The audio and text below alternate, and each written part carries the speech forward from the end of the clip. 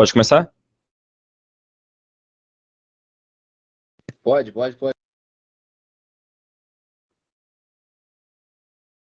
Então, vamos começar falando primeiro do distúrbio do sódio da água. O sódio ele é o principal íon do meio extracelular, ou seja, sua maior concentração ele fica na corrente sanguínea, fora da célula. O valor de referência é entre 135 e 145 mEq por litro. O sódio ele é o principal íon que determina a osmolaridade plasmática. Ele por si só compõe grande parte dela, da fórmula. E isso é importante por causa de quê? Se a gente entende isso, a gente consegue entender quais são as complicações, por exemplo, de fazer uma rápida correção de sódio numa hiponatremia. E também, caso tenha uma hiponatremia muito severa, grave, que a gente fala, a gente consegue entender quais são as suas complicações também. A fórmula da osmolaridade plasmática é 2 vezes o sódio, mais a glicose sobre 18, mais a ureia sobre 6. E conforme o valor de referência é 135 a 145, se a gente pegar como média aqui 140 e multiplicar por 2, a gente vê que dá 280. É quase que o valor da osmolaridade sozinho. E por que a gente tem que dividir, por exemplo, a glicose sobre 18 e a ureia sobre 6? Para a gente unificar a unidade de medida. Porque a glicose, por exemplo, é miligramas por decilitro. A ureia eu esqueci, mas é por aí também. O sódio é em mEq por litro. E aí, quando a gente realiza essas divisões, a gente consegue unificar em miliosmóis por litro. A hiponatremia, ela, na sua grande maioria das vezes, ela é hiporosmolar. Com apenas 2 exceções. A gente vai ter uma hiponatremia hiperosmolar quando a gente tiver, por exemplo, uma glicose muito aumentada, que é o caso da cetoacidose diabética, no diabetes tipo 1, e no coma hiperosmolar no diabetes tipo 2, que é mais comum. E a outra exceção é a hiponatremia isoosmolar, que é quando eu tenho quando o sódio está baixo, só que eu tenho muita concentração de lipídio, de proteína. Na verdade, o sódio não está baixo, é mais um erro laboratorial. O laboratório, ele quantifica o sódio como baixo, quando na real ele não está. E a gente chama de pseudo-hiponatremia.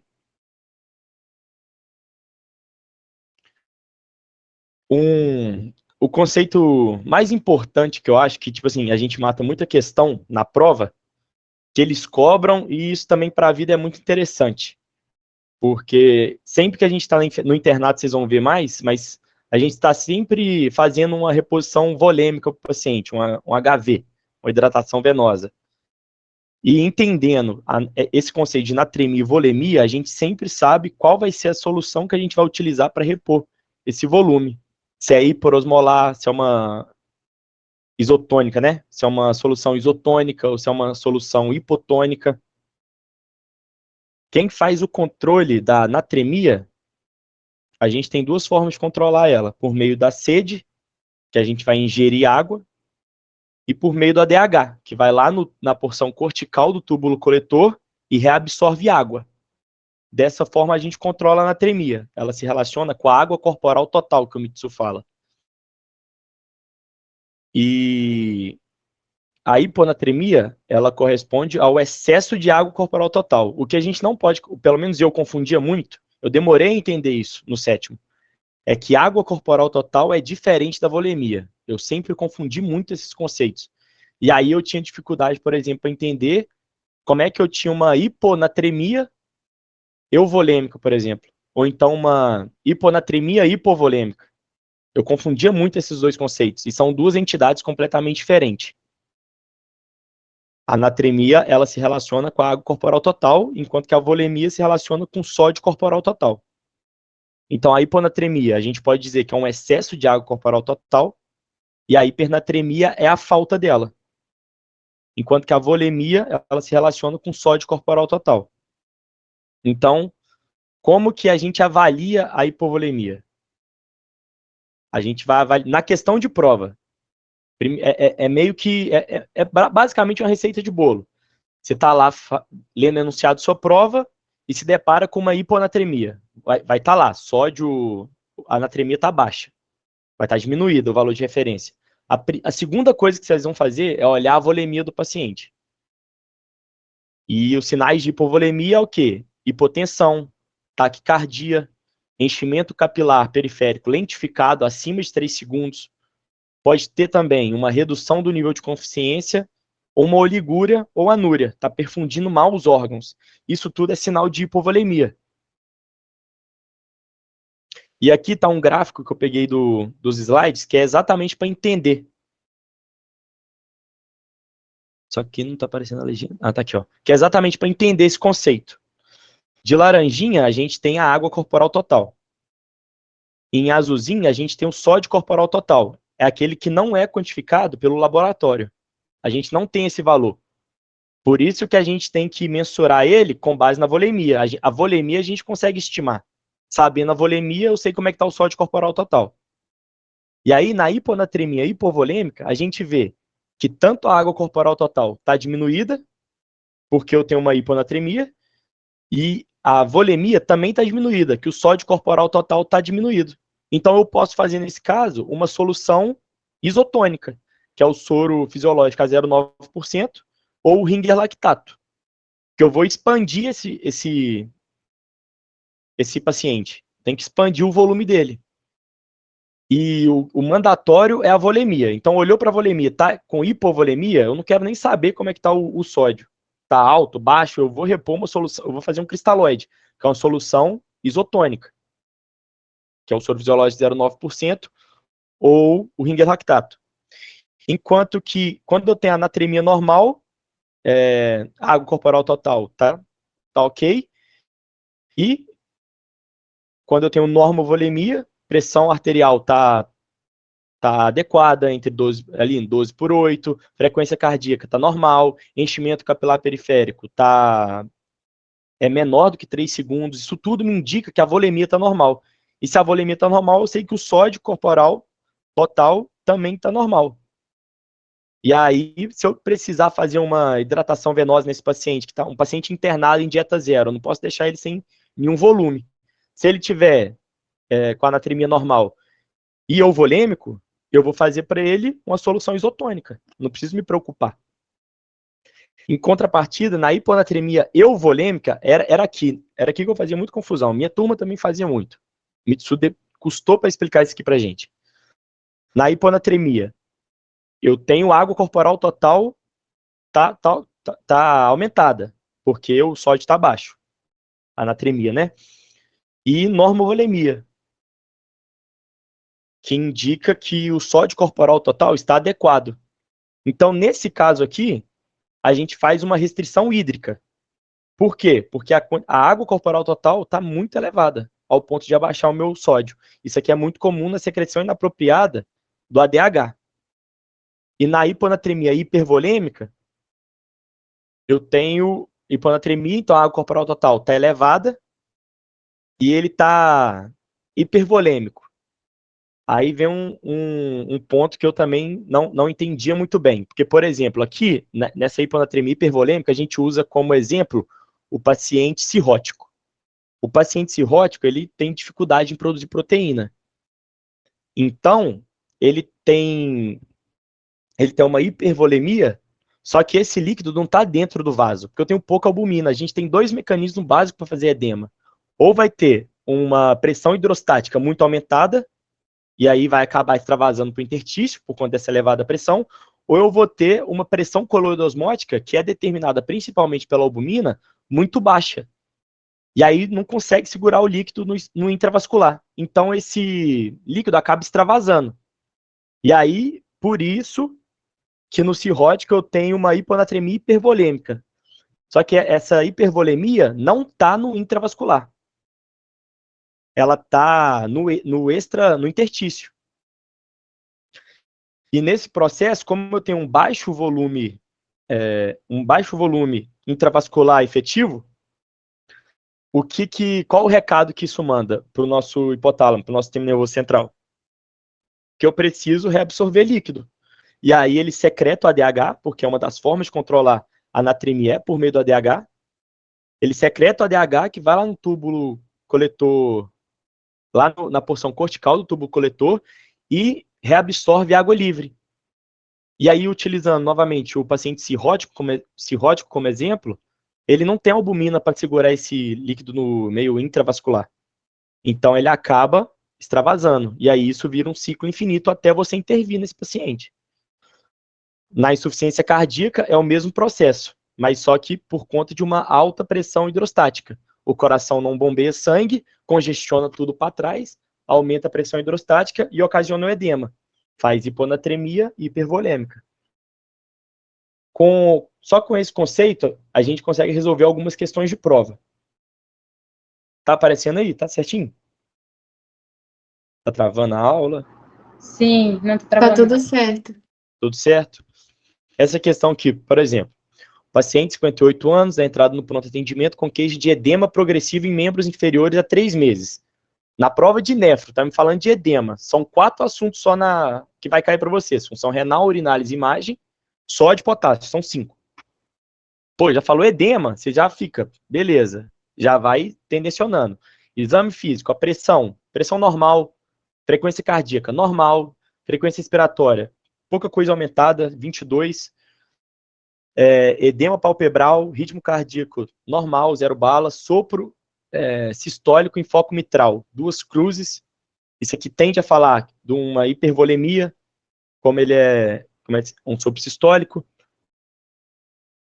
O murmúrio vesicular diminuído em base, saturando ok, abdômen globoso. A gente entendeu que está um paciente hipervolêmico. Aí você já pula aqui, sódio, potássio normal, então já não é distúrbio do potássio.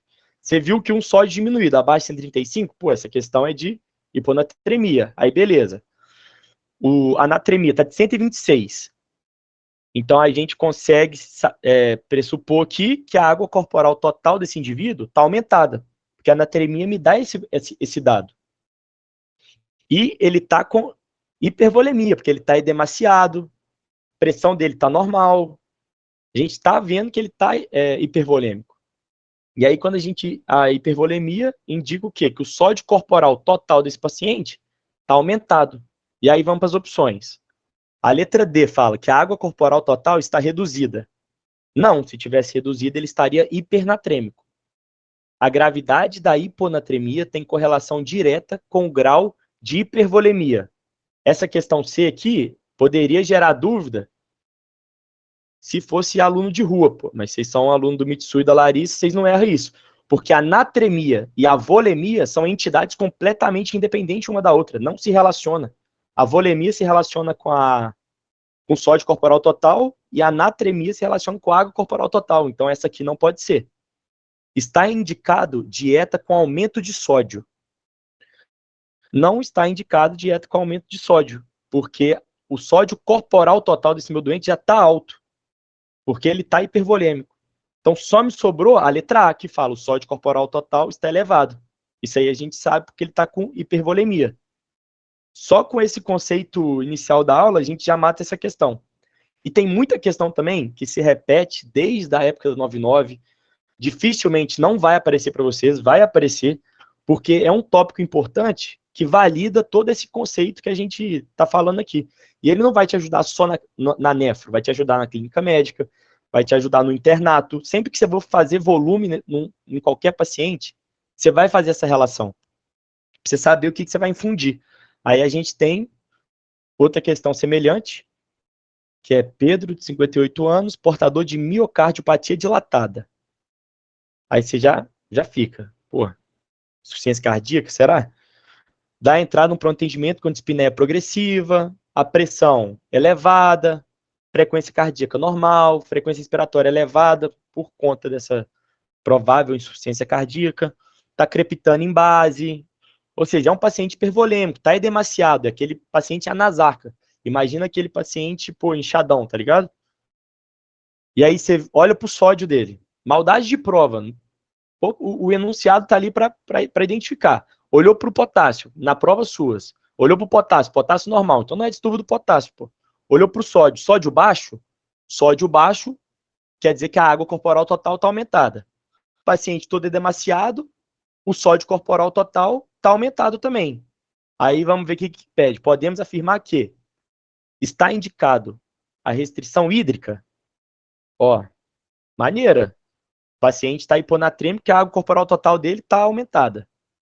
O paciente está hipervolêmico, indicar restrição hídrica, beleza. O sódio corporal total está baixo? Não, ele está com hipervolemia. A gravidade da hiponatremia, você viu que repete a mesma alternativa, eles cobram, é a mesma questão, só que com a resposta correta, de forma diferente. A gravidade da hiponatremia tem correlação direta com o grau de hipervolemia? Não, são entidades completamente independentes umas das outras. A água corporal total está reduzida. Se ela tivesse reduzida, eu teria uma hipernatremia. Então, só me sobrou a restrição hídrica. E é o mais óbvio a se fazer. Porque se o paciente está inchado, tem muita água corporal total, primeiro você restringe líquido para ele.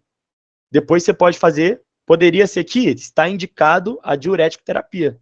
Poderia também. Era uma outra, restrição hídrica, e eu posso fazer um diurético para ele. Letra A, a resposta. É a mesma questão, vai aparecer para vocês. Cai desde quando, antes de eu entrar na faculdade, essa questão já cai. Aqui, essa questão aqui, ó, gerava muita dúvida. E essa questão aqui também cai em clínica médica. É tema de prova da clínica médica. Maria, 17 anos, portadora de diabetes mellitus tipo 1, há 10 anos, dá entrada com cetoacidose diabética. Refere disúria na última semana e que não tem utilizado a insulina corretamente. No exame físico, na admissão, está prostrada, hipocorada, hipoidratada. Olha a pressão, 7/4. Porra, muito baixa, não está perfundindo nenhum órgão. A pressão mínima para AM, a pressão arterial média mínima para a gente perfundir um órgão, é 65. E ela é calculada por 2 vezes a pressão diastólica mais a pressão sistólica sobre 3. E aí esse cálculo tem que dar 65 para perfundir algum órgão. E está muito abaixo. Frequência cardíaca, 130. Diminuiu o volume sistólico, vai aumentar a frequência cardíaca. Outro sinal de hipovolemia. Taquipneico. Sem sopro. Ausculta cardíaca. Sem sopro. Murmúrio vesicular. Sem ruído adventício. A gente entendeu que é um paciente hipovolêmico. Vamos lá para o laboratório. Potássio, normal. Esquece potássio, pô. Sódio, 120. Então eu tenho uma hiponatremia. Uma hiponatremia grave, abaixo de 125. E eu tenho uma hipovolemia. O paciente está hipovolêmico. Hipovolemia, o paciente está hipovolêmico. Para mim saber qual a solução está indicada para o atendimento. É o sódio a 0,9%. Aqui, eu lembro dessa questão, que ela gerou muita dúvida na minha turma, enquanto ao NaCl a 3%. Porque tem uma hiponatremia grave, abaixo de 125, e a paciente está prostrada. Então, muita gente acabou marcando o sódio a 3%. Mas por que ele não pode ser a resposta? Porque o que vai matar primeiro esse paciente é ele perfundir mal os órgãos dele, entendeu? Então eu tenho que o sódio está baixo, indicando que... Aí foda-se o sódio, na verdade. Porra, o paciente está hipovolêmico. Aí caga pro sódio. Paciente hipovolêmico, você vai repor volume. É a primeira conduta que vocês vão tomar. Repor volume. Com o quê? Solução isotônica. Qual que é a solução isotônica? Soro fisiológico, 0,9, e o Ringer lactato. Soro glicosado e NaCl são soluções hipotônicas. E o NaCl é 3% ao salgadão, que a gente repõe, mas nesse caso aqui a prioridade é repor a volemia. Novamente, é o mesmo conceito de início da aula, que ajuda vocês a responder essas questões de reposição volêmica. Aqui, Verônica, 27 anos, internada devido à presença de disúria e febre. História prévia de atitude e repetição, exame físico. Prostrado, hipocorado, mesmo exame físico. Paciente hipotensa, taquicárdica, tá taquipneica, tá hipovolêmica. Nesse caso, tá hipovolêmica, vocês cagam por todo o resto. Vem aqui, ó, qual a solução indicada para o atendimento inicial? Solução isotônica. Que nesse caso aqui, as alternativas são as mesmas, e ele só botou o Ringer lactato. Eles ficam brincando com isso, entendeu? E aí vocês vão matando as questões. De essas questões que usam esse conceito inicial da natremia se correlacionar com a água corporal total e a volemia se correlacionar com o sódio corporal total, só com ela vocês matam muitas questões que envolvem essa reposição volêmica. E agora a gente vai entrar no cenário de hiponatremia, que é quando o sódio corporal, hiponatremia, que é quando o sódio está abaixo de 135 mEq por litro. E ela pode ser classificada em duas entidades. Em relação ao tempo, quanto tempo que demorou para instalar essa hiponatremia, que pode ser de forma aguda, quando ela se instala em menos de 48 horas, ou ela pode ser de forma crônica, quando ela se instala a mais de 48 horas, num tempo maior do que 48 horas. E ela pode ser classificada em termos de intensidade. De 135 a 130 é uma hiponatremia leve, de 125 a 130, de 130 a 125 é moderada e abaixo de 125 é grave. Então, são as duas formas que a gente tem de classificar a hiponatremia. Quais são as causas de hiponatremia? Tem duas formas. A gente pode ingerir muito líquido. Então, se a gente ingerir, aumentar a quantidade de água corporal total, a gente vai gerar hiponatremia, ou um aumento do ADH. E a hiponatremia, ela pode se correlacionar com qualquer volemia. Então, a gente tem 3 tipos. Hiponatremia, qual que é o segundo passo? Na prova, viu lá, hiponatremia, qual que é o segundo passo? Olhar para a volemia. Então, eu tenho hiponatremia com hipervolemia, hiponatremia com hipovolemia e hiponatremia com normovolemia. A hipovolêmica é a mais comum. Hiponatremia com hipovolemia é a mais comum. E quais são as causas? Sangramento, perdas digestivas e urinárias. Então, o paciente está com hipovolemia, ele acaba lá no... o paciente hipovolêmico, ele desencadeia e dá o start no sistema renina-angiotensina-aldosterona, que tenta aumentar, reter o sódio e reter a água junto.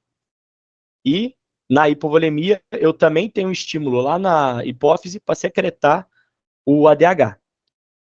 Eu tenho hiponatremia também com hipervolemia, que é o caso de insuficiência cardíaca, cirrose, qualquer etiologia das síndromes edemigênicas, tudo que causa edema, síndrome nefrótica pode causar, entendeu? E eu tenho a normovolemia, que é a secreção inapropriada de ADH, e que é o mais cobrado. É o mais cobrado por eles. Hiponatremia, normalmente, quando eles não querem trabalhar essa conduta de qual solução fazer, se é hipotônica, isotônica, eles vão te dar a secreção inapropriada do ADH. E aqui a hipovolemia é as duas formas. Na hipovolemia, ela estimula o rim a secretar sistema renina, angiotensina-aldosterona, que vai reter o sódio e a água. Não vai alterar a natremia, porque eu reabsorvo junto, sódio e água. E na hipófise eu tenho a secreção de ADH, que vai reter água pura. Então aí eu estou aumentando, por isso que eu aumento a quantidade de água corporal total e faço a hiponatremia. Na questão de prova, que eu estava vendo, o conceito mais difícil é o quê? É porque dificilmente eles falam que o paciente ele está com essa secreção inapropriada do ADH. Porque se falar isso, a gente mata a questão. A gente sabe o que tem que fazer. Restrição hidrossalina e pode fazer até um diurético, se o cara tiver hipertenso. Mas geralmente eles fazem o quê? Eles dão um enunciado, e num enunciado eles vão jogar alguma dessas causas aqui. Vai falar que o paciente usou droga, vai falar que o paciente teve um AVC hemorrágico, vai falar de um caso de meningite, pneumonia por legionela. E aí tem esse mnemônico que a gente usa, que é as iniciais do CADH, em que o S são causas do sistema nervoso central. Então, trauma crânioencefálico, AVE e meningite pode causar essa secreção inapropriada do ADH e fazer essa hiponatremia volêmica. O IA de iatrogenia, aqui entra psicofármacos, antidepressivo, anticonvulsivante, o êxtase, metanfetamina, que são drogas. No D, tenho doenças pulmonares, o câncer de pulmão de pequenas células, os old cells, pneumonia por legionela e o H de HIV. É muito importante saber essas causas, e aí não tem como. Essa parte vocês vão ter que decorar. Dá para fazer a prova tendo que decorar poucas coisas, mas essa é uma das coisas que vocês vão ter que decorar, porque eu vou mostrar mais adiante uma questão, como que eles cobram isso. E eles só vão te dar a causa, você vai ter que, pela causa, desconfiar que é uma secreção inapropriada do ADH e ir para alternativas para ver o que você vai marcar. Qual que é a fisiopatologia? Por que eu tenho uma hiponatremia euvolêmica? A princípio, é uma secreção inapropriada do ADH. Então, eu tenho uma produção aumentada do ADH. O ADH vai lá no tubo coletor e vai absorver água livre. Apenas água livre. E eu vou ter um aumento da volemia transitória, porque eu estou aumentando, estou resgatando água, eu estou aumentando a volemia. E aí, a gente resgata um conceito de físio 1, que é o quê? Quando você distende demais a parede atrial, o átrio ele secreta um peptídeo natriurético atrial, que vai fazer natriurese, para tentar diminuir a volemia, para não sobrecarregar o coração. Então, eu absorvi muita água, aumentei a volemia, distendi muito o átrio, produzi o peptídeo natriurético atrial, que vai fazer natriurese. Então, eu igualo a balança. Por um lado, eu tenho o ADH agindo de forma inapropriada, reabsorvendo água, e eu tenho um peptídeo natriurético atrial jogando sódio embora. Então, eu fico euvolêmico. Entendendo isso, vocês matam a questão.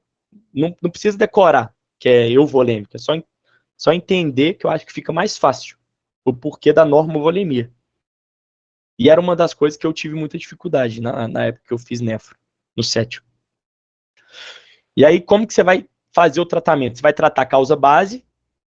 E quais são as causas bases? Causas US, sistema nervoso central, meningite, TCE, AVE, iatrogenia, se o cara estiver fazendo algum fármaco que pode causar, você vai suspender o fármaco. Se for uma doença pulmonar, você vai tratar a doença pulmonar, tratar a causa base. Depois, você vai fazer uma restrição hídrica. Por quê? Porque o cara está hiponatrêmico.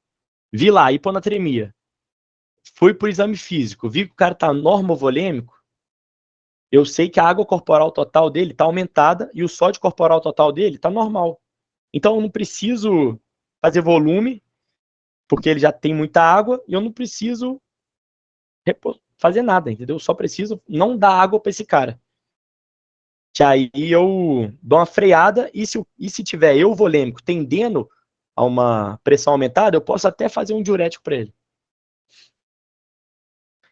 Outra forma de tratar também é fazendo um inibidor do ADH, agindo na fisiopatologia. Eu faço a demociclina, que é um antibiótico que antagoniza o ADH, ou o vaptano, sumatriptano, por exemplo, que vai inibir o ADH e você vai agir na fisiopatologia do problema e vai conseguir também resolver o problema do seu doente. E o que eles gostam muito de cobrar é um diferencial entre a secreção inapropriada de ADH e a síndrome cerebral perdedora de sal. A síndrome cerebral perdedora de sal, ela também é uma causa de hiponatremia, só que a diferença dela é a hipovolemia. Por que eu tenho? Eu tenho alguma lesão do sistema nervoso central, então o mesmo raciocínio, meningite, trauma crânioencefálico, pós-cirurgia de crâniofaringioma, um AVE hemorrágico, pode desencadear um evento lá no cérebro a liberar o peptídeo natriurético cerebral. Tanto o átrio quanto o cérebro podem liberar o seu peptídeo natriurético, que a fisiopatologia é a mesma. Vai fazer o quê? Natriurese. E aí eu vou fazer natriurese, vou eliminar mais sódio na urina, e o sódio vai levar a água junto. E aí eu tenho uma perda volêmica, explicando essa hipovolemia. Então, eu tenho a liberação do peptídeo natriurético cerebral, vai fazer a natriurese, e por conta do estímulo apropriado do ADH, eu reabsorvo eu não reabsorvo. Não, eu reabsorvo água livre, isso aí. Eu reabsorvo água livre e faço a hiponatremia. Só que hipovolêmica, porque eu tô fazendo natriurese que puxa água junto. Na prova, como que isso vai aparecer para vocês? No enunciado, lá tem história de lesão neurológica, tá com hiponatremia, vocês olham a volemia. Se tiver euvolêmico, pressão arterial normal, tá normocárdico, tiver com a frequência cardíaca normal, isso é CADH. E se for hiponatremia com lesão neurológica e o cara tiver hipovolêmico, pressão baixa, taquicárdico, tempo de enchimento capilar periférico lentificado, maior que 3 segundos, isso é síndrome cerebral perdedora de sal. E por que eles gostam de bater muito nessa tecla? Porque o tratamento de um mata o outro, simplesmente. Porque enquanto que no CADH eu tenho que restringir líquido para esse paciente, na síndrome cerebral perdedora de sal, eu vou dar volume para ele, eu vou expandir. Solução isotônica, soro fisiológica 0,9 ou ring lactato, cristalóide. E qual que é a clínica agora da hiponatremia? Hiponatremia aguda pode causar edema cerebral. Então é o que? Eu diminui muito o sódio corporal, eu diminui muito a anatremia desse paciente. Consequentemente, eu diminuí a osmolaridade, porque o sódio é o carro-chefe da osmolaridade. E aí, por conta disso, osmolaridade baixa, o que a água faz? Sai do meio de menor osmolaridade para o meio de maior osmolaridade, para tentar equilibrar. E qual que, nesse momento, com o nosso principal íon extracelular diminuído, o extracelular está com uma baixa osmolaridade, o que a água vai fazer? Vai entrar dentro do neurônio, vai fazer um edema cerebral, cujos sintomas são sintomas de hipertensão intracraniana. Cefaleia, convulsão, coma, vômito, alteração do padrão respiratório. E se for uma queda da anatremia de forma crônica, maior do que 48 horas, demorar mais do que 48 horas, o que o meu paciente vai sentir? Nada. O cara vai estar assintomático, vai estar tranquilão lá. E o tratamento está aqui. É aquilo que eu expliquei. Se você sabe que o cara está hipovolêmico, o sódio corporal total dele está diminuído. E ele está com hiponatremia. E aí, hipovolemia, você nem olha para o sódio, você só repõe o volume, faz o cristalóide. Normaliza a pressão, salva o cara do que vai matar ele mais rápido e depois você vai olhar outro distúrbio que ele tiver.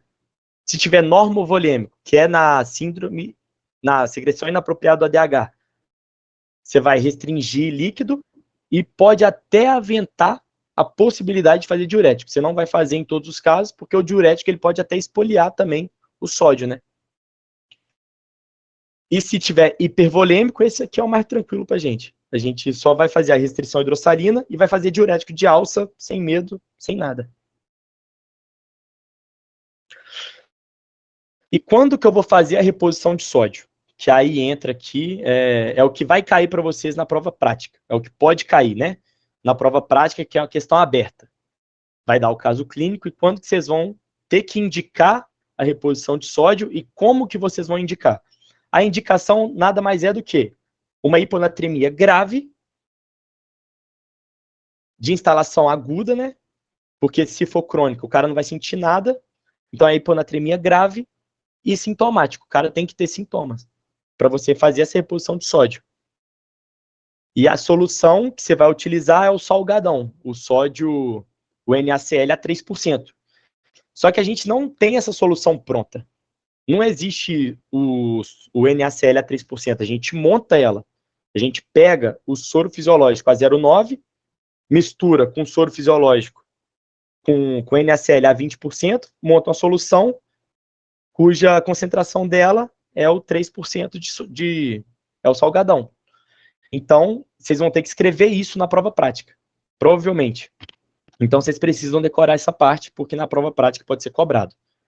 Como que vocês montam o salgadão? 445 ml de soro fisiológico a 0,9% e 55 ml de soro de NaCl a 20%. Como que faz isso? Eu também tinha muita dificuldade de entender. Existe o soro fisiológico 0,9% de 500 ml. Então, você vai pegar uma seringa e vai aspirar 55 ml de NaCl a 0,9%. E o NaCl a 20% são ampolas de 10 ml. Então você vai pegar 6 ampolas, vai jogar nesse compartimento de 500 ml de soro fisiológico, que você desprezou 55 ml, e vai acrescentar lá 5 ampolas e meia de NaCl a 20%. Você vai ter o seu salgadão. E como que você vai fazer essa reposição? É por meio daquele estudo novo que a Larissa indicou, que é o Salsa Trio. Você não precisa mais colocar o paciente em bomba infusora contínua. Porque antes a gente fazia uma reposição de sódio em que a gente corrigiria nas primeiras 8 horas 3 mEq por litro. E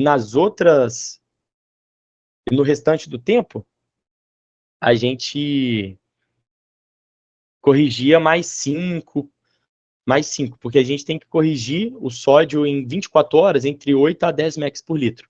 Então é isso aí. Montou a solução, como que você vai infundir? Em bolos. E aí tem 2 modelos. O modelo americano, que você vai fazer 150 ml, você tem lá uma solução de 500 ml. Desses 500 ml, você vai aspirar 150 e vai fazer IV em 20 minutos. Em 20 minutos, você vai fazer IV em 20 minutos. Então você vai fazer em bolos durante 20 minutos. A infusão vai durar 20 minutos. É só escrever, na prova é só escrever dessa forma que não tem erro. 150 ml IV em 20 minutos, você pode repetir até 2 vezes. Se depois de 2 vezes você não conseguir, e vai dosar o sódio de novo. A cada 2 a 4 horas, se solicita um novo sódio. Se você não tiver conseguido corrigir, você vai pensar em outra causa para essa hiponatremia. Em outra causa para os sintomas desse paciente. Porque o cara tem que estar sintomático. Então, se convulsionou, está com hiponatremia, você corrigiu o sódio e o cara continua com sintomas ainda, é por outro motivo. É uma meningite, investiga outra causa, que não é o sódio culpado. E a outra forma é o modelo europeu, que é fazer 100 ml IV em 20 minutos e você pode repetir até 3 vezes.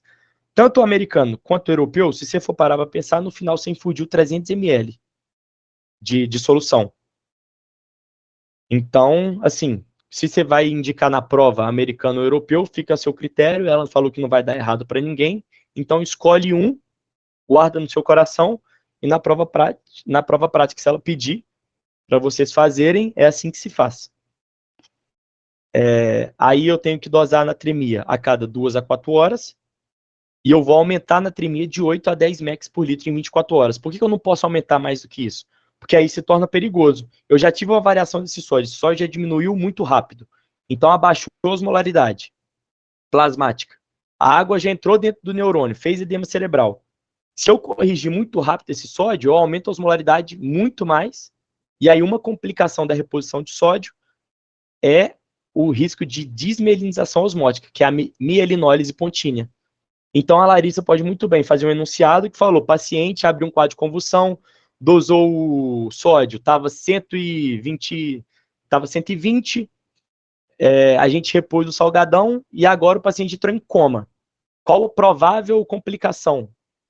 Aí, qual a provável causa do coma? Mielinólise pontínea, causado por uma rápida reposição do sódio. Então é bem difícil você fazer essa reposição. Você tem que vigiar bem o seu paciente, não é só fazer e deixar ele jogado. Na ausência de melhora, você vai buscar outra causa para os sintomas do paciente. Aí aqui vem as questões. E a paciente, 63 anos, tabagista, dá entrada no setor de emergência apresentando crise convulsiva de início recente. Nega episódio prévio ou uso de medicação, assim como comorbidade conhecida. Apresenta um sódio de 118, hemodinamicamente estável, sem edema. Considerando o diagnóstico, a conduta neste momento será... Então, o paciente está com hiponatremia grave, abaixo de 125. Está com sintoma, está convulsionando, crise convulsiva de início recente. Qual que é o próximo passo? Você olha a volemia desse cara. Hemodinamicamente estável, beleza. Se o cara está estável, aí eu vou para as opções. Fazer uma restrição hídrica? Não vou fazer. Não vou fazer restrição hídrica porque o cara está sintomático. Fazer uma infusão de solução hipotônica com soro fisiológico a 0,45? Não, porque a água corporal total dele está aumentada. E diurético terapia, não. Eu vou ter que repor esse sódio. Porque o cara tá sintomático, com sódio menor que 125, então eu vou fazer o salgadão. Ô, Clélio, posso Oi. fazer uma pergunta? Claro, pode sim. Ó, se ele tá com crise convulsiva, ele tá sintomático, certo? E se ele tá sem Sintomático. edema, ele tá euvolêmico, certo? Euvolêmico. Então, por que você falou que eu não posso fazer, tipo, não posso fazer solução salina? Porque a solução salina ou a A restrição hídrica? normal, não, o soro 09, a isotônica. A isotônica? É. Porque nesse caso aqui, ele está hemodinamicamente estável, então o que isso me fala? Tá com a pressão normal. E ele está sem edema, então ele está euvolêmico. Eu posso fazer a solução isotônica? O que tem no soro fisiológico 0,9%? Tem sódio e tem água. Eu até posso, mas a principal causa do sintoma dele, a gente atribui a essa natremia muito baixa. Então, ele está com a osmolaridade dele está muito baixa. Então, está fazendo o quê? A água está entrando dentro do neurônio, fazendo edema cerebral, e por isso ele está convulsionando. Então, eu tenho que, o mais rápido possível, tentar igualar essa osmolaridade. Como que eu faço isso? Repondo sódio, fazendo uma solução concentrada para tentar aumentar a osmolaridade e deixar o cara em equilíbrio. Deu para entender ou eu fui confuso? Deu sim. Se eu tivesse sido confuso, eu tento explicar de outra forma. Aqui você tem que agir na causa. Ele está convulsionando por conta do sódio baixo. Então você repõe o sódio e vê se ele vai parar de convulsionar. Se ele não parou, aí você procura outra causa. Mas dificilmente ele vai parar de convulsionar na prova. Na prova ele vai. Porque as questões aparecem dessa forma aqui. Te dá o caso clínico, é para você saber indicar quando que você faz o salgadão. Porque não é qualquer hiponatremia que a gente vai repor sódio. E aí o intuito do Mitsui e da Larissa é justamente saber, fazer com que a gente saia do 7º período sabendo indicar a solução, o uso dela. E aí é isso, sódio menor que 125, com sintomas de sistema nervoso central. Então, crise convulsiva, o paciente em coma. Então, poderia muito bem ter coma aqui ao invés de crise convulsiva. Show? Aí, essa questão aqui é onde eu falei que envolvia a decoreba. É uma questão, porra, essa aqui é difícil para desgraçar. Se você não tiver decorado, quais são as causas? Então, vamos aqui, ó. Paciente deu entrada no pronto atendimento com relato por familiares de uso abusivo de substâncias, entre elas o êxtase. Foi encontrado desacordado em seu domicílio, com relato de crise convulsiva a 1 hora, com duração de 5 minutos, o que espera encontrar laboratorialmente e a conduta a ser tomada inicialmente. Então, o cara está convulsionando. Poderia ser a causa dele hipernatremia? Poderia. Se você tiver uma hipernatremia de forma muito aguda, você vai aumentar muito a osmolaridade plasmática desse paciente, a água vai sair do neurônio, vai fazer uma desidratação cerebral, neuronal, e vai fazer o paciente entrar em coma. E ter crise convulsiva. E a hiponatremia, idem. A gente acabou de ver, uma hiponatremia de forma aguda também pode causar crise convulsiva. O pulo aqui do gato é saber que o êxtase é uma causa de secreção inapropriada do ADH. E aí, provavelmente, eu não sei como é que foi a aula dela, mas ela deve ter batido nessa tecla aí de droga. Entendeu? Então, uma coisa que eu recomendo vocês é, se alguém tiver o áudio da aula, vocês ouvirem o áudio da aula para vocês se guiando pelos slides dela, porque geralmente, quando usa um exemplo muito, muito solto assim, foi porque ela abordou em aula. Imagino eu. Porque se você não souber que o êxtase causa secreção inapropriada do ADH, você não faz essa questão. Mas aí, beleza.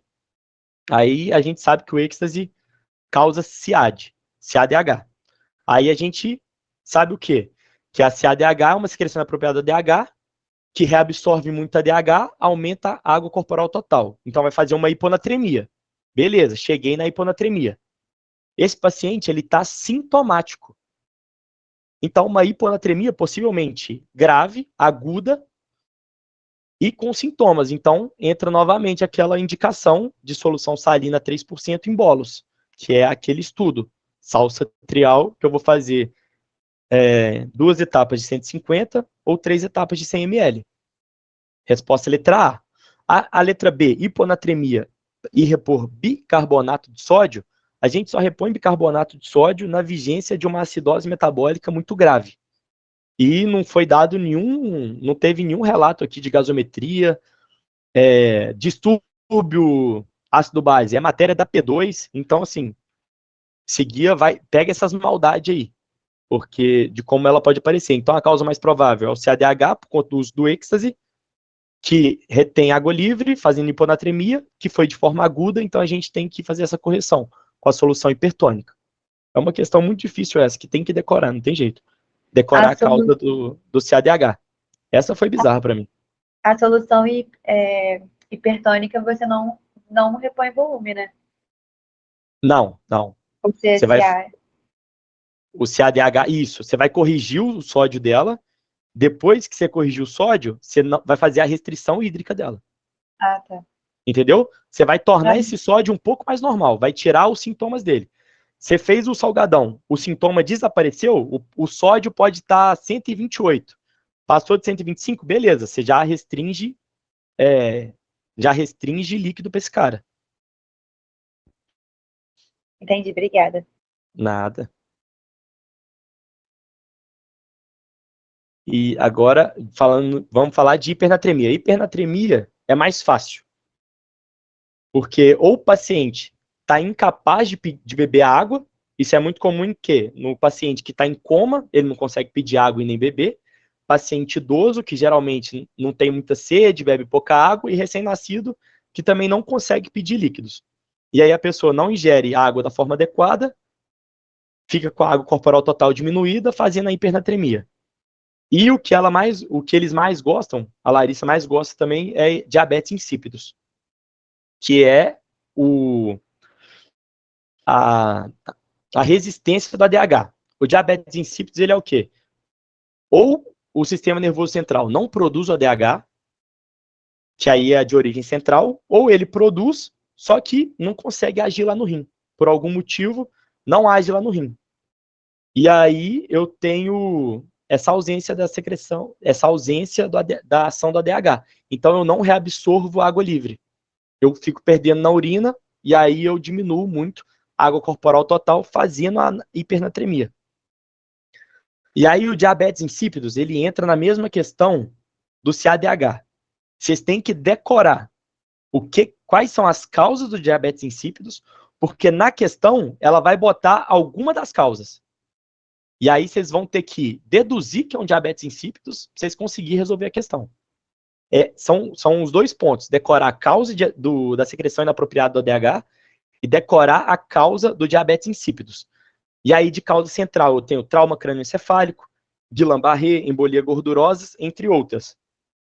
E da nefrogênica, a diabetes insípidos nefrogênica, eu tenho a hipocalemia, hipercalcemia e eu tenho fármacos.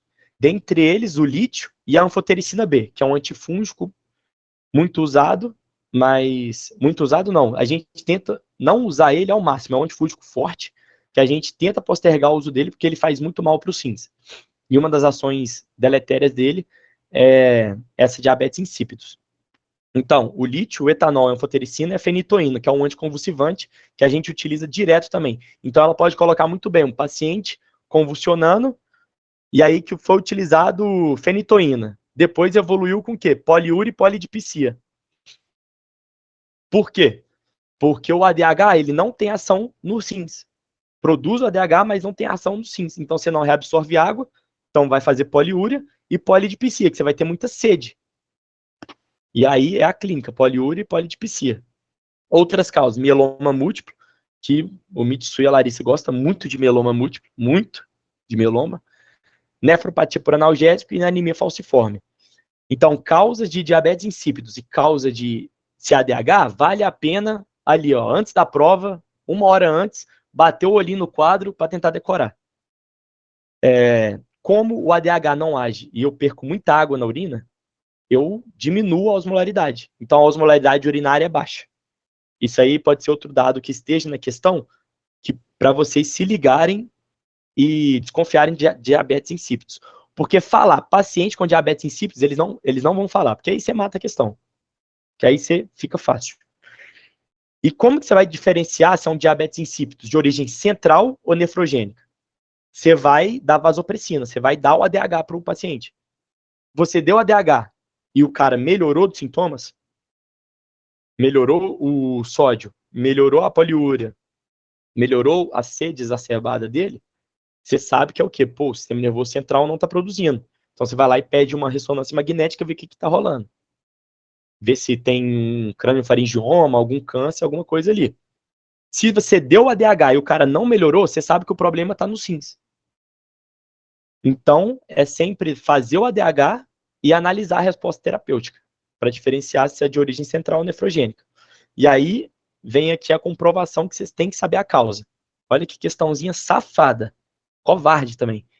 Paciente de 89 anos, internada na enfermaria de clínica médica, em decorrência de diarreia volumosa e com vários episódios diários, sem sangue, muco ou pus. Sem identificação de febre, é acamada e no momento apresenta sinal de desidratação associada à sonolência nas últimas 48 horas. Aí beleza, te deu aqui um sódio de 165. Então o cara está hipernatrêmico, então a água corporal total dele está baixa. Você chegou nesse raciocínio, água corporal baixa. Então você tem que pensar, o que causa essa água corporal total baixa? Na aula de nefro, baseada na aula da Larissa, o que ela abordou com vocês? Você tem, ou o cara não consegue pedir líquido, está em coma, é um paciente idoso, mas não falou nada de comprometimento aqui da capacidade de pedir líquido para ele. Está falando que ele está meio sonolento, mas enfim, isso não incapacita ele de pedir líquido. Então, é um paciente que está hipernatrêmico, e aí você vai na causa. O que causa? Diabetes insípidos e essa ausência de pedir líquido. Então, você afasta a ausência de pedir líquido, porque a questão não te falou nada. Se tivesse um paciente em coma, aí você poderia pensar, mas aí beleza. Qual outro distúrbio eletrolítico poderia estar presente de forma concomitante, contribuindo assim com a perpetuação do distúrbio apresentado pela paciente? Aqui não tem jeito. Você tem que saber que hipocalemia é causa de diabetes insípido. Hiperuricemia não é, hipocalcemia não é hipercalcemia. Então, na prova de vocês, essa questão é uma questão antiga, ela pode colocar aqui hipercalemia e na questão C botar hipercalcemia, aumento de cálcio. E aí você sabe que é diabetes insípido. Então a resposta aqui é a letra A, hipocalemia, por quê? Porque causa diabetes insípido. Não tem nem muito que fosforilar aqui, é até difícil explicar essa questão. O paciente de 58 anos, com um transtorno bipolar do humor, evolui com poliúria e polidipsia. Tá euvolêmico com sódio de 155. Então o cara tá com hipernatremia, com poliúria e polidipsia. Aqui ficou mais fácil porque ele me deu os sintomas, me deu a hipernatremia, eu penso em diabetes insípido. Transtorno bipolar do humor, eu sei que o cara usa um estabilizador do humor. Aí ficou fácil marcar o lítio como possível causa da diabetes insípido, que também está lá no quadro dela, do slide. A clínica da hipernatremia é aquela desidratação neuronal. Aumentou muito rápida a osmolaridade plasmática, a água sai de dentro do neurônio, causando essa desidratação neuronal. E os sintomas é cefaleia, hemorragia cerebral, coma, espasmo muscular, hiperreflexia, pode ser variado. Como que você vai fazer o tratamento? Vai dar água livre pro cara, via oral, ou você vai fazer uma solução hipotônica, porque aqui o cara está hipernatrêmico, então a água corporal total dele está baixa. Normalmente ele vai estar euvolêmico, então o sódio corporal total dele está adequado. Então você repõe só água, que é o soro fisiológico, é o NaCl a 0,45%, que também não existe. A gente não tem essa solução, a gente precisa montar. Isso aqui pode ser cobrado como que monta essa solução na prova prática. Então, é 250 ml de NaCl a 0,9% com 250 ml de água destilada. Você diluiu a solução. E aí você tem 500 ml de NaCl a 0,45. E aí é só repor com o intuito de corrigir, diminuir essa natremia em torno de 10 mEq por litro nas primeiras 24 horas. E a principal complicação é o oposto da hiponatremia. Aqui a principal complicação é o risco de edema cerebral, porque você vai estar diminuindo a osmolaridade plasmática do paciente. Agora vamos partir para o distúrbio do potássio, que é mais rápido e é mais simples. Você pode repetir repetir a indicação do da solução. NaCl 45? Isso. Posso sim. Porque o NaCl a 0,45, ele é basicamente água livre. Ele tem muito pouco sódio. E aí, por que ele é o ideal aqui na hipernatremia? Porque... É qualquer hipernatremia ou também tem o mesmo critério de ser com sintoma e tal? Não, qualquer hipernatremia. Ah, tá. Você vai priorizar a água potável, via oral. Mas aí, aí você vai pelas questões, entendeu? Dificilmente vai ter uma questão que vai ter as duas alternativas. NaCl a 0,45 e água potável. Tá bem, Então, obrigada. você prioriza a água potável, e aí então, se for a questão aberta, você pode falar, ofertar água potável via oral para o paciente e iniciar a solução hipotônica. Porque aqui você só quer repor a água livre, pra você corrigir a hipernatremia dele. E equalizar a osmolaridade plasmática. Tá bem, obrigada. Nada. E o distúrbio do potássio. O potássio é o principal, oposto do sódio, ele é o principal íon intracelular. Seu valor de referência é entre 3,5 e 5,5, e ele determina a excitabilidade neuromuscular. Então, ele atua mais no músculo. Então, os sintomas vai ser voltado mais no músculo. Então, vai ter cãibra, fraqueza muscular e variado. O potássio, ele é controlado pelo fluxo celular. Então, ou ele entra para dentro da célula, ou ele é eliminado pelos rins. E aí eu tenho substâncias que aumentam essa entrada de potássio dentro da célula e eu tenho que faz sair o potássio dentro da célula. A hipocalemia, ou ela está armazenando muito potássio dentro da célula, ou ela está perdendo posto. Ou libera muito via renal, ou retém muito potássio via renal, ou ela joga muito potássio para dentro da célula. Então é aqui.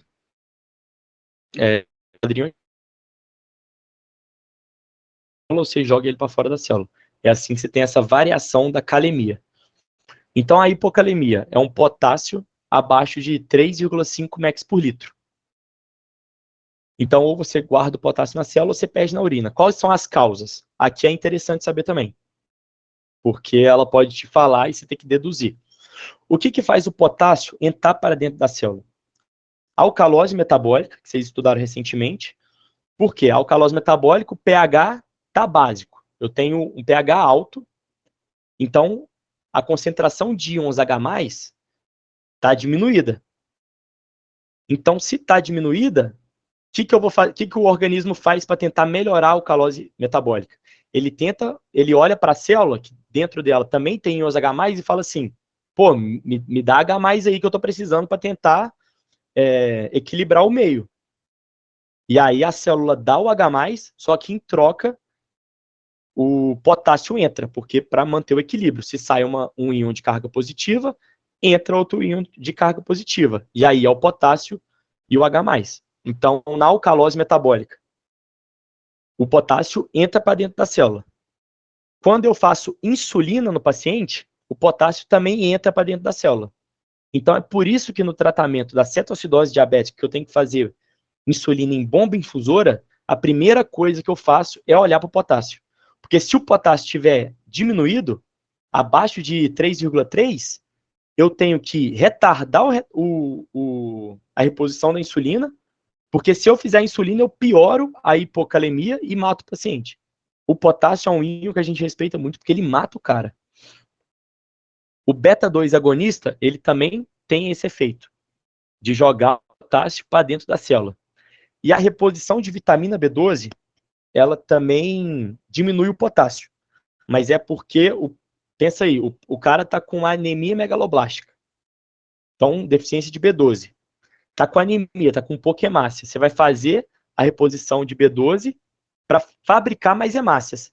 Nesse processo de fabricação de novas hemácias, você pega o potássio que está no meio extracelular. E aí você vai diminuir ele. Você pode fazer hipocalemia. Então, num caso de recuperação medular, o potássio pode diminuir. Paciente que estava séptico, estava com leuco aumentado. E aí, para ele aumentar os neutrófilos, ele tem que parar de produzir as outras células. Então, quando o paciente estiver melhorando e eu começar a produzir as outras células, eosinófilo, quando eu começar a produzir linfócito, monócito, a gente pode ter essa hipocalemia também. E o que causa a perda renal? É um hiperaldo primário. Hiperaldosteronismo primário é a principal causa de quê? De hipertensão secundária. E aí, como que a gente desconfia? Quando o potássio está diminuído. O paciente está com pressão muito aumentada, e aí você vê a calemia dele está baixa. Você vai pensar em hiperaldo primário. Então, que fala um paciente jovem, hipertenso, que o fato do cara ser jovem, antes dos 35 anos de idade ali, com hipertensão, você vai pensar em uma causa secundária. Olhou para o potássio do cara, o potássio está baixo, você vai pensar em hiperaldo primário. Porque aí você tem uma produção aumentada de aldosterona, que aí vai lá no tubo coletor distal, reabsorve muito sódio e água e joga muito potássio embora. Um adenoma de adrenal também pode causar, então ela pode falar também, paciente com adenoma de adrenal, e perguntar, variadas formas de cobrar. E outra causa é o diurético, que você pode espoliar o potássio, que é diurético de alça, né? Muito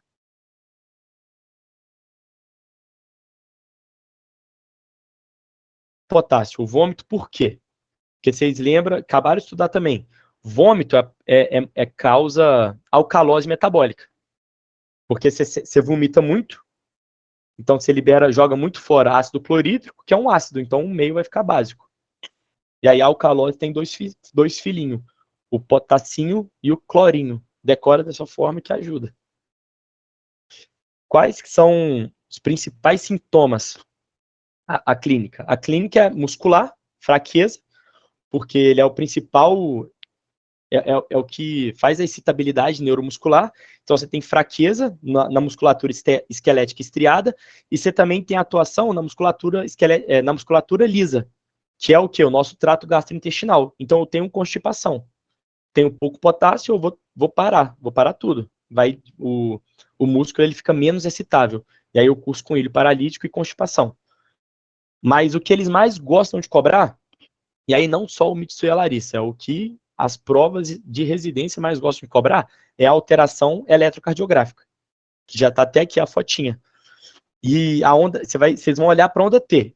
Cara, na prova de nefro não tem muito. Se apareceu eletro lá, mano, vocês vão desconfiar na hora de algum distúrbio do potássio. Vai ser hipercalemia ou hipocalemia. E aí vocês vão olhar para a onda T. A onda T, ela acompanha o potássio. Então, se o potássio está baixo, a onda T vai diminuir. Ela vai ficar achatada. E aí, pensa como se fosse uma linha aqui. Hipocalemia vai achatar a onda T. Aí, olha aqui, a onda T vai achatar, meu braço vai alargar. Aí vocês pensam que vai alargar o QT, o intervalo QT. E o alargamento de QT é o que predispõe aquela arritmia que mata. Eu esqueci o nome agora. Mas eu vou lembrar o nome da arritmia, mas é o que vai fazer o paciente morrer, o que vai matar o paciente. Esse alargamento do QT, que vai fazer com que aumente a repolarização ventricular e vai fazer o paciente fibrilar, ter uma fibrilação ventricular e morrer. E aí, se a onda T achatou, eu vou tender a aparecer uma outra onda, depois da onda T. E aí é o alfabeto, QRS, T, U, aparecimento da onda U. E a onda P, ela vai ficar apiculada. Então, esses achados no eletrocardiograma é o que eles gostam de cobrar. Vai falar que o paciente está com hipocalemia e vai dar lá as opções, o que você espera encontrar no eletrocardiograma. E aí, como que você vai fazer o tratamento? Você vai repor potássio pro cara. A indicação para repor potássio é o quê? Se o potássio estiver acima de 2,5, eu vou priorizar repor via oral. Então, vai ser preferencialmente a reposição do KCl via oral. Aí eu tenho xarope ou comprimido, aquele slow K. E aqui vocês não precisam ter medo, porque se o cara tiver um rim funcionante, se o cara não for renal, não tiver problema renal, você pode repor potássio via oral sem medo nenhum, que ele não vai fazer uma hipercalemia. Então, você pode fazer sem medo de ser feliz. Então, o cara tá lá com uma hipocalemia safadinha de 3,3. Se você quiser repor potássio para esse cara via oral, pode ficar à vontade. Pode repor. Agora, se o potássio for menor do que 2,5, ou o paciente tiver uma intolerância oral, tiver vomitando muito, ou ele já tiver alguma alteração no eletrocardiograma, aí você vai priorizar a reposição endovenosa. E aí, como que você vai fazer? Você vai precisar montar a reposição venosa, porque o KCL é o que é utilizado para a pena de morte. Quando o camarada é condenado à pena de morte, o que eles injetam na veia dele é cloreto de potássio, que faz arritmia. E aí o cara morre, morte súbita. Morre na hora, sem sofrimento. E como que você vai montar essa solução? Você vai montar, se você for correr em acesso venoso profundo, você vai fazer uma solução de 250 ml.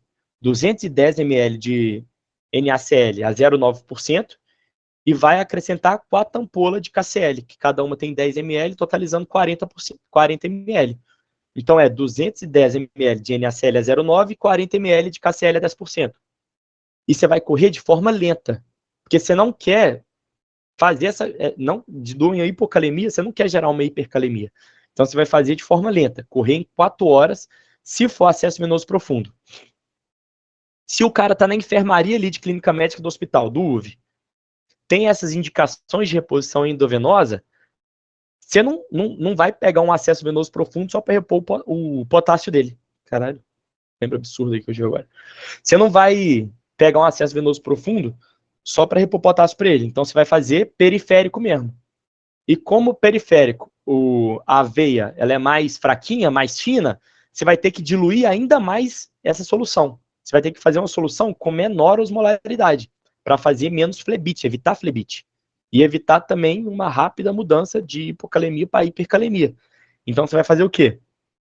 480 ml de NaCl a 0,9%, vai diluir só 2 ampolas de KCl a 10% e vai correr em 6 horas, no acesso venoso periférico, para não fazer flebite ou arritmia. Então, na prova prática, isso pode cair? Pode cair. Eu acho que deve cair. E vai pedir para você. Aí você vai indicar lá, letra A, você vai fazer reposição de potássio. Na letra B, monte a solução. Vai estar desse jeito. E aí tem que decorar. Então, o que eu aconselho? Decora uma. Porque provavelmente vai ser indicação sua. E aí você decora uma. Então, se você quiser fazer a solução de 250 ml, você só precisa falar que é em acesso venoso profundo. Se você quiser fazer a solução de 500 ml, que é mais diluída, você vai falar que pode correr em periférico. E sempre que você repor potássio, a gente tem que checar o potássio, porque a gente respeita muito o potássio. A gente tem medo do potássio. Então, sempre que a gente repor, a gente vai checar. E a gente vai evitar fazer essa solução. Por que a gente utiliza o NaCl a 0,9%? A gente pode utilizar o NaCl a 0,45%? Pode. Pode utilizar o Ringer lactato? Pode. O que a gente vai evitar usar? O soro glicosado. Por quê? Porque tem glicose. A glicose estimula a produção de insulina. E a insulina faz com que o potássio entre para dentro da célula, piorando a hipocalemia dele. Então não precisa decorar. Se você conseguir entender o processo, vai ficar mais apetitoso, vai ficar mais tranquilo de vocês fazerem a prova. E aí, você repôs o potássio e não melhorou, fez a reposição intravenosa de potássio e o potássio não melhorou, você pode dosar o magnésio, que ele está fazendo uma hipomagnesemia. Porque o magnésio baixo, ele impede a reabsorção de potássio no rim. Então, você vai ficar jogando potássio embora, você manda fora potássio na urina. E aí, você nunca vai corrigir a hipocalemia do cara se ele tiver com hipomagnesemia. Então, pode ser uma questão de prova também. Falar, o paciente está com hipocalemia, fez a reposição do potássio, mas mesmo assim não melhorou. Qual a próxima conduta? Dosar o magnésio. E aí, aqui tem as questões, olha como é que cobra. Uma paciente de 48 anos é internada devido à insuficiência cardíaca descompensada. No 5º dia de internação está melhor assintomática, porém apresenta potássio de 3,1, potássio baixo. Um eletro sem alteração, sugestivo de hipocalemia. Eletro sem alteração sugestiva de hipocalemia. Um potássio acima de 2,5. Não me falou nenhuma intolerância oral aqui. O que eu vou priorizar? Vou repor o potássio. Só que o quê? Vou priorizar a via oral. Por isso que a resposta é a letra D, KCl a 6% via oral, que é o xarope. É isso aí. A letra A, eu não vou fazer venoso, vou priorizar a via oral. E a letra B fala de soro glicosado a 5%, não vamos fazer, porque aumenta a secreção de insulina. E soro glicosado na letra C também exclui. Outra questãozinha, muito parecida. Uma paciente de 22 anos dá entrada no pronto atendimento com queixa de fraqueza muscular. Refere tratamento com fórmula para emagrecimento. Exame laboratorial revela uma hipocalemia de 2,8. Qual opção representa a solução adequada para tratamento em veia periférica? Então, o paciente está com sintomas e não deu nem a opção da gente fazer a reposição via oral aqui. Que, a princípio, a gente até poderia fazer. Ela está com sintomas, mas o potássio dela está acima de 2,5. Não me falou aqui de alteração de eletrocardiograma e não me falou de intolerância oral. Mas nas opções, não vamos brigar com a questão. Olha as opções, fazer KCl em bolos e ver só se ela tivesse sido condenada à morte. Então, a gente não vai fazer, a gente tem que diluir. A letra D fala solução fisiológica de 210 mais KCl a 40 ml, a solução de 250 ml. Ou seja, uma solução concentrada, em veia periférica não, essa é para acesso venoso central. Então, letra A e letra D, a gente exclui. Soro glicosado para repor potássio, isso não existe, a gente não vai fazer isso. Então, só restou a letra B, que é aquela solução de 500 ml que tem uma menor osmolaridade. Resposta, letra B. Vamos partir para hipercalemia, que é o potássio maior do que 5,5. E o potássio, o que causa hipercalemia? Quando o potássio sai muito rapidamente da célula, ou então eu estou retendo potássio na urina. Então, o que causa o fluxo extracelular? Aí aqui a gente pode pensar da mesma forma. Enquanto a alcalose metabólica é o meio básico, cuja concentração de H+ está baixa no sangue, a gente pega íons H+ da célula, joga para o meio extracelular e joga o potássio para dentro. Na acidose, o pensamento é o oposto. A acidose é o quê? É um meio ácido. Eu tenho muito H+ na circulação. Então, eu tenho que me livrar desse H+. Eu vou me livrar ou na urina, ou eu vou jogar para dentro da célula. O que é mais rápido? Que dá uma mudança mais imediata? Eu jogar o potássio para dentro da célula. Então, o que é mais fácil? Você jogar a sujeira para debaixo do tapete, ou você juntar a sujeira toda, pegar a pá de lixo, fazer todo aquele processo? Jogar para debaixo do tapete. Então, na vigência de uma acidose, o que nosso corpo faz para tentar equilibrar? Joga o H+ para dentro da célula e joga o potássio para fora da célula, fazendo a hipercalemia. Na rabdomiólise e na lise tumoral e na hemólise maciça, o princípio é basicamente semelhante. Eu tenho quebra, eu tenho morte celular.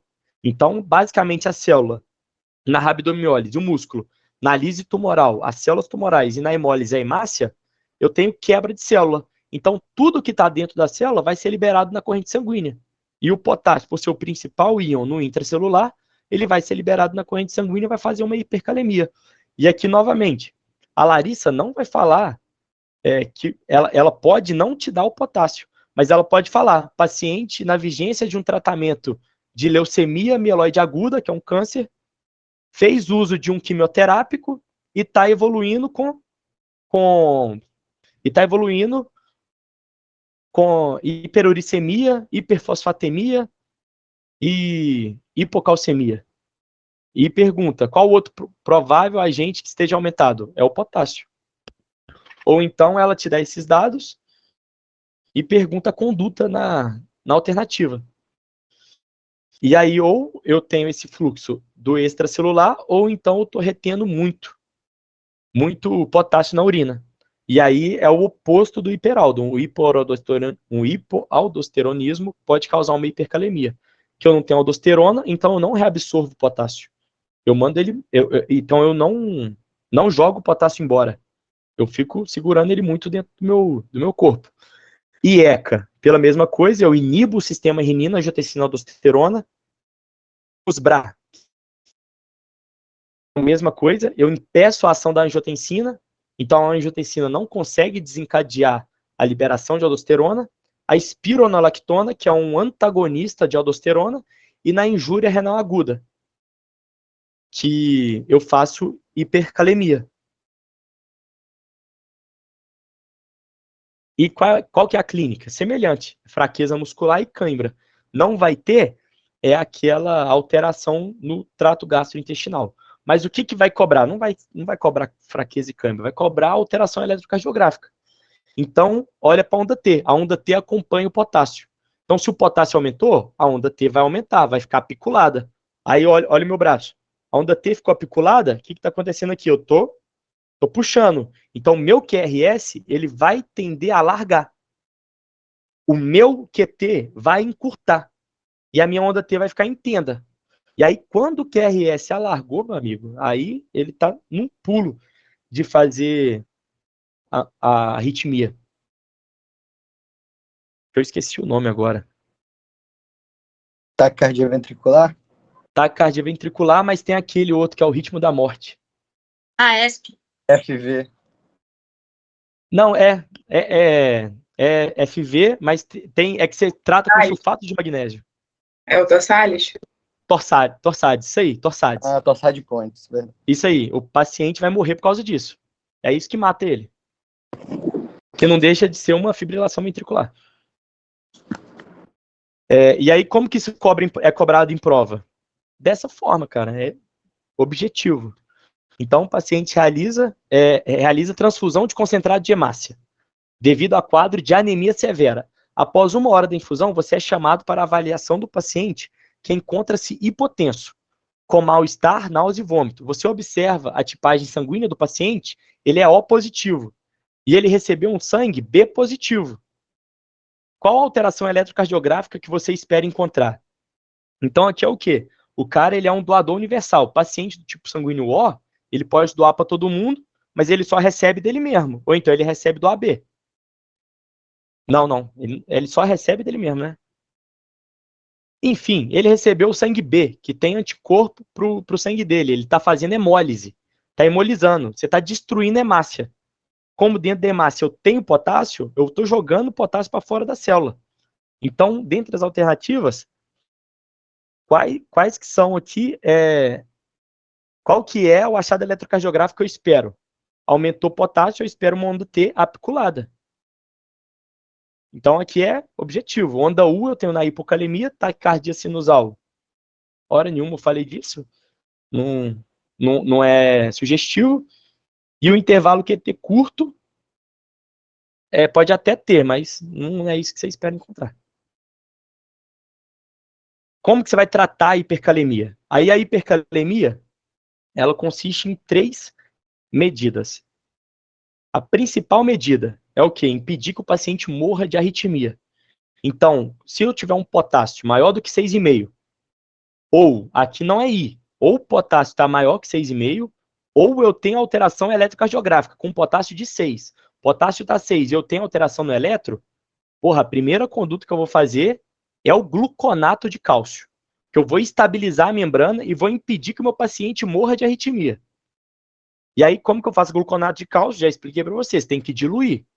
Gluconato de cálcio é o mesmo raciocínio do cloreto de potássio. Eu tenho que diluir ele. Como que eu vou diluir? Em 100 ml de soro fisiológico a 0,9%, vou pegar 100 ml de soro fisiológico a 0,9%, vou pegar uma ampola de gluconato de cálcio, vou misturar os dois e vou correr em 20 minutos para estabilizar a membrana.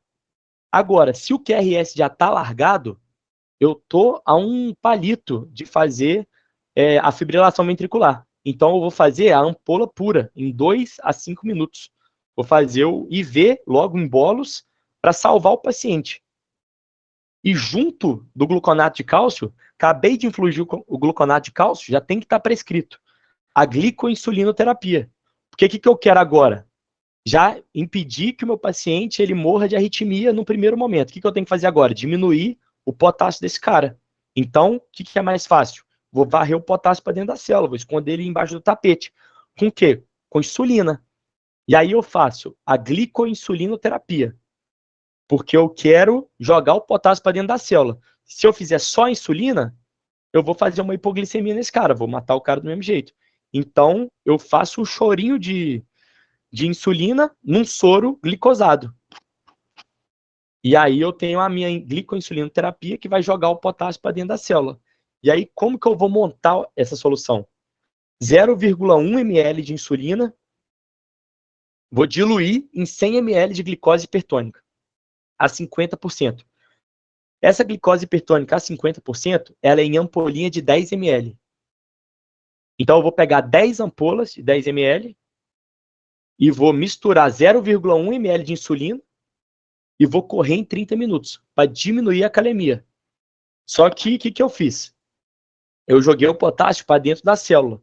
Eu não tirei o potássio do meu corpo. Se eu nada fizer, não continuar fazendo alguma coisa, esse potássio vai voltar a sair da célula. Então entra a terceira medida, que é fazer a furosemida. Que aí sim, com diurético de álcool, eu vou expoliar o potássio. Vou jogar o potássio fora do meu corpo. Ele vai embora. E aí eu salvo o paciente. Se eu fiz essas três medidas e o paciente não melhorou da hipercalemia, aí já entra a matéria das suas P2, da P2 de vocês, que é o quê? Critério de diálise de urgência. Hipercalemia refratária a tratamento clínico é um critério de passar o catéter e dialisar esse doente. Então, o que eles gostam de cobrar? Isso aqui, essas três medidas, elas vai ser exigida de vocês na prova prática. Então, vai ter o caso clínico, vai estar lá um quadro de hipercalemia e vai perguntar como é que você vai conduzir o caso, como é que você vai tratar esse paciente. Vocês vão fazer essas três medidas. E na prova fechada, na prova teórica, o que eles gostam de cobrar? É saber que o gluconato de cálcio, ele não atua no potássio, ele não reduz potássio, não faz nada com potássio, simplesmente estabiliza a membrana. Eles gostam muito de cobrar isso. Porque você tem que saber que você não faz só o gluconato de cálcio. Então, com certeza, isso vai cair. Aqui eu tenho um Anselmo, de 52 anos, portador de doença renal crônica e em hemodiálise. Faltou a última sessão de diálise, pois foi aniversário de seu filho.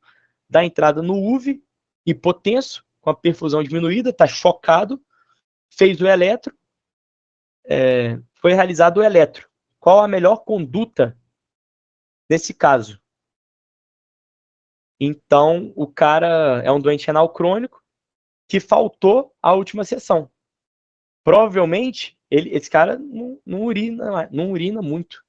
Não urina muito mais, que ele já está em fase doença renal crônica, já em estágio 5, que ele já está hemodializando. Se ele faltou a última diálise, ele está acumulando tudo no corpo dele.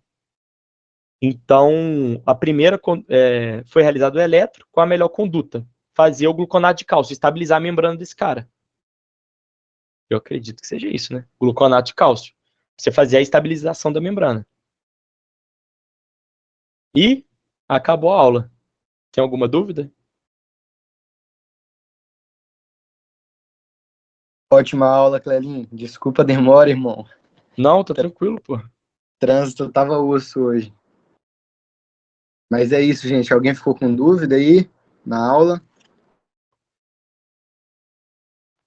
Eu achei ótimo, obrigada. Clério, obrigada. Obrigada, Clério. Nada. Qualquer dúvida que vocês forem tendo durante o final de semana, pode me mandar uma mensagem no WhatsApp. Alguma questão que vocês verem e não conseguirem entender, manda pra gente, que a gente tenta explicar para vocês. Pra vocês tentar decorar o mínimo. Causa de CADH e causa de diabetes insípido, infelizmente, tem que estar decorado. E aí é só ir lá no slide dela e dar aquela lida básica, pra vocês saberem. Muito obrigada. Tem como vocês disponibilizarem os slides, por favor? A gente Claro, vai mandar. sim.